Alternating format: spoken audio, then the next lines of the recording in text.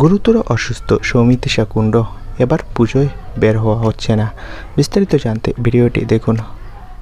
মিঠাই রানী সৌমিত্রিষা কুণ্ড, যার নাম শুনলেই দর্শকরা হাসি আর এনার্জিতে ভরে ওঠেন, কিন্তু বাস্তবে এখন তার দিন কাটছে শারীরিক যন্ত্রণা আর মানসিক চাপের মাঝে।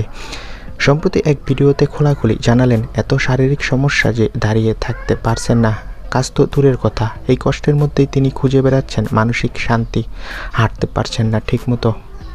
আর অন্যদিকে পুজোর মধ্যেও তাকে গৃহবন্দী থাকতে হচ্ছে। সব কষ্ট যেন উড়ে যাচ্ছে। বৃন্দাবনে ছুটে যেতে চাইলেও শারীরিক অবস্থার কারণে সেটা সম্ভব নয়। একসময় ভাবতেন ঈশ্বরের ভক্তরা জীবনে ভিআইপি পাস পায় সুখের জন্য। এখন বুঝছেন আসলেই এরকমটা হয়। ভক্তদের হয়তো সব থেকে বেশি কষ্টের পথ পাড়ি দিতে হয়। গুরুতর অসুস্থ হলেও তার বিশ্বাস এই কষ্টই তাকে ভগবানের আরও কাছে নিয়ে যাবে।